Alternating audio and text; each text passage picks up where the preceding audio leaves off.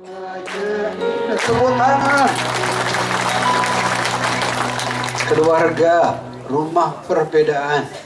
Dan rumah perbedaan malam ini kita perciki dengan ajaran suci Siwa Tantra. Perintah yang pertama, lihat semua makhluk dengan mata cinta. Yang kedua, rasakan orang lain seperti Anda merasakan diri sendiri. Di keluarga kita banyak godaan. Pagi ini saya tulis di Facebook, berkeluarga memang berat. Saya bilang ringan, berat. Apalagi menjalani jalan spiritual di keluarga lebih berat. Makanya penekun-penekun spiritual yang serius di India khususnya, di Bali sebagian, memilih tidak berkeluarga karena godaannya lebih kecil. Tapi kita yang berkeluarga godaannya lebih berat. Saya tulis pagi ini di Facebook, ya, bawang memang membuat mata kita merah, ya, garam memang asin, cabai memang pedas.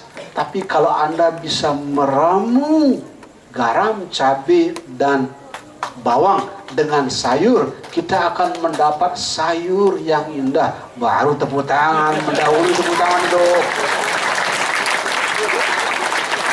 Bagaimana meramu kesulitan di keluarga pakai ajaran Siwa Tantra malam ini.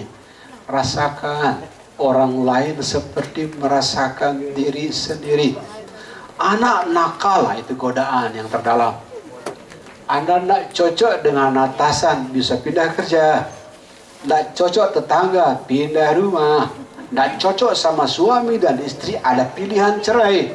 Tapi tidak cocok sama anak-anak, mau lari kemana? Tidak ada alternatif lari. Karena tidak ada pilihan larilah, maka kita mesti olah kenakalan anak-anak menjadi jalan spiritual. Bagaimana caranya? Siwaji bilang malam ini, rasakan orang lain seperti merasakan diri Anda sendiri. Sebagaimana anak-anak bapak dan ibu, anak-anak saya juga nakal. Terutama dulu, sekarang sudah baik. Ini nakalnya. Kalau anak saya lagi nakal, selalu pertanyaan saya begini, di umur segitu saya ngapain? Katakanlah anaknya nakal umur 15 tahun, ketika saya umur 15, kerjaan saya apa?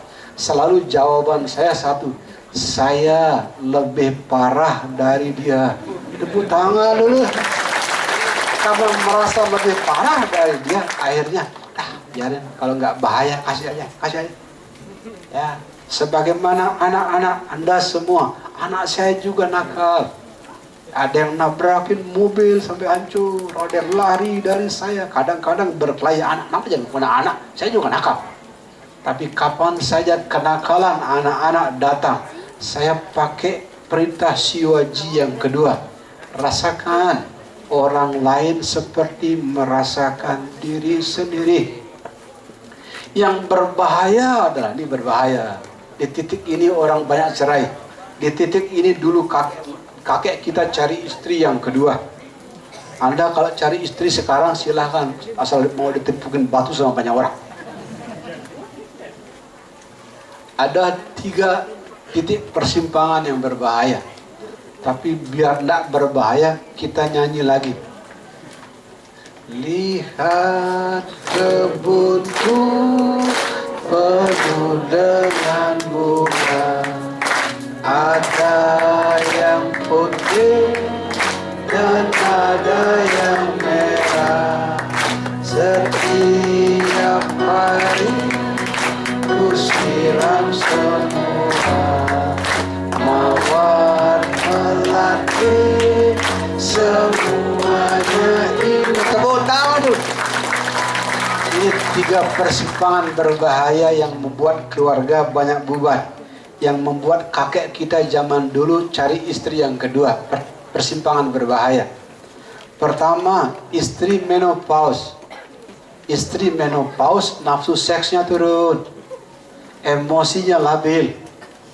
Ya, ibu saya seperti itu, ibu mertua saya seperti itu, istri saya juga seperti itu. Hampir semua wanita seperti itu. menjelang menopause antara 45 sampai 55, tergantung mens awalnya umur berapa. Itu wanita mau menopause, emosinya labil, suka meledak-ledak. Sudah itu nafsu seksnya menurun sekali. Bahkan ada wanita yang nafsu seksnya menurun ekstrim lagi. Trauma diajak berhubungan seks. Takut dan jijik atau dilawan. Ya, nah itu. Jadi wanita mau menopause, begini grafik seksnya. Keren. Pria mau andropause, terbalik, seksnya naik. Itu puber kedua, itu yang ketawa-ketawa tuh puber kedua ini. Jadi wanita nafsu seksnya turun, menopause, pria andropause naik. Oh, ini persimpangan berbahaya. Ini simbol berlayar. Satu turun sama naik berbahaya. Di titik itu anak kita lagi nakalnya. Itu 3 api itu. Biasanya di sini orang banyak bercerai. Ya, di sini wanita banyak mengumbar kata-kata, cerai. Ya, karena kenapa? Pertama dia emosinya labil, terus kita naik minta dilayani, tapi tidak dilayani. Di sana panas gara-gara labil, kita panas gara-gara nafsu seks nggak terlayani. Sudah di sana panas, kita panas, anak-anak tambah panas dengan pulsa.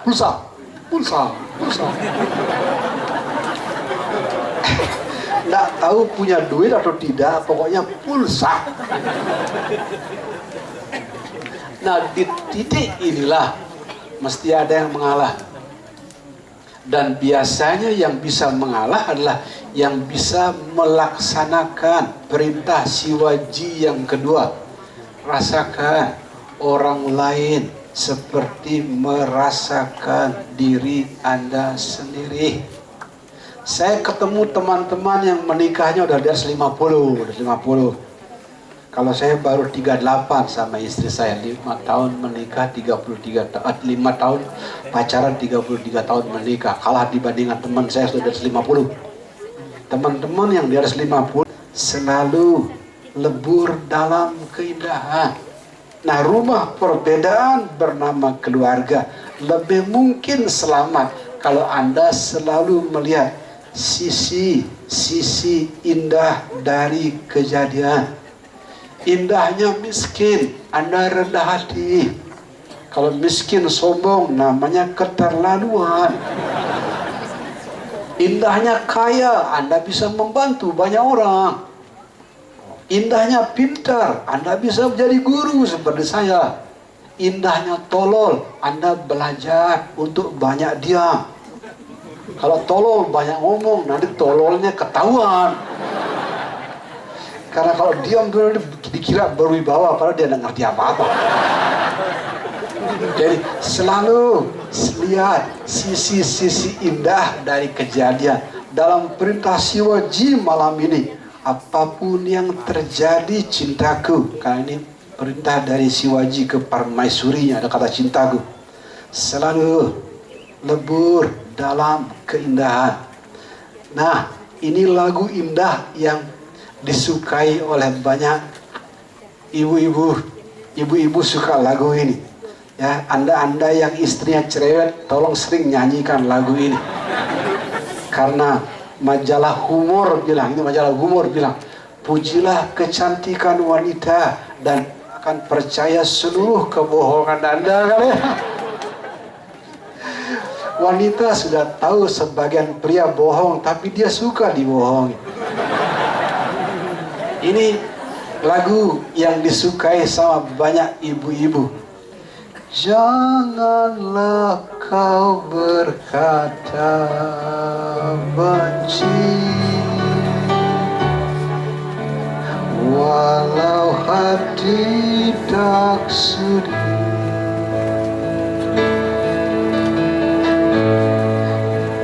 Dialah alamku, ikut bayang-bayangmu kemana saja.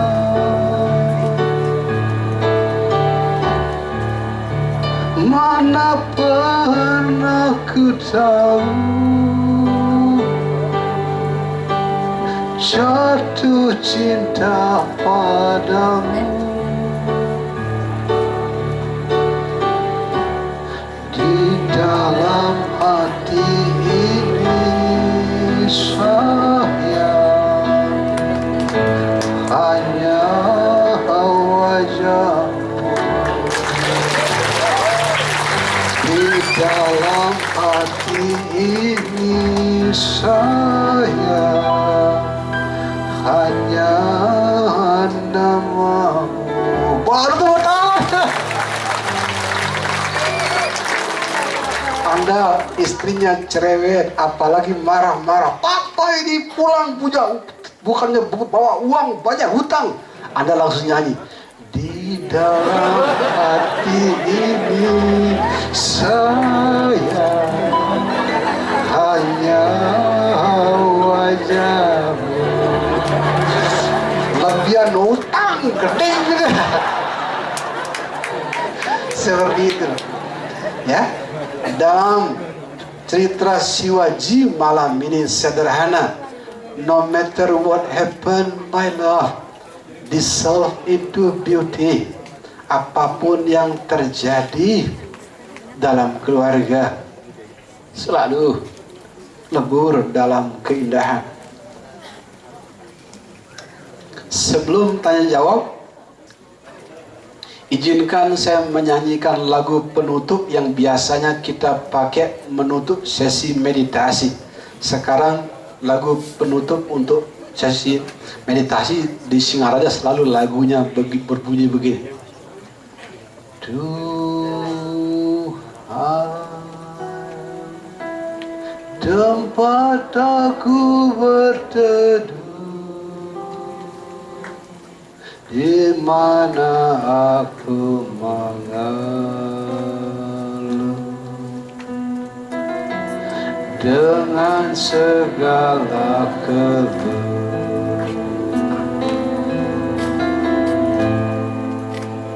Tuhan,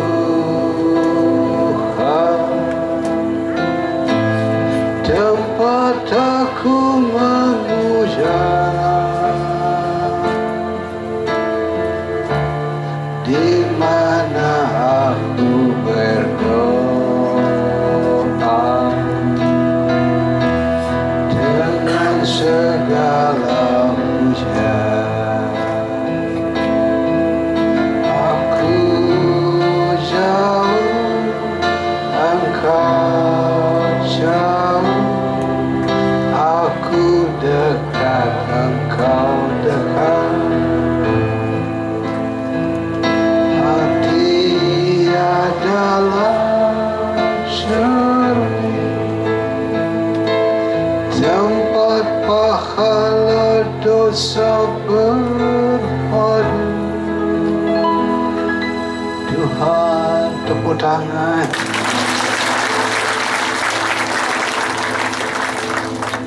Guru saya yang mulia Dalai Lama pernah ditanya, yang mulia, apa itu Tuhan? Dengan tersenyum beliau menyebut, Tuhan adalah belas kasih yang tidak berhingga. Di alam sana, saya menyebut alam sana, saya sering ditanya, bom Bali, cerita apa itu Gede Prama? Bom Bali. Selalu saya bilang, cerita perjumpaan manusia dengan Tuhan. Di zaman kita, kekuatan yang paling menakutkan adalah bom teroris. Di semua tempat di dunia, bom teroris dilawan oleh marah dan dendam.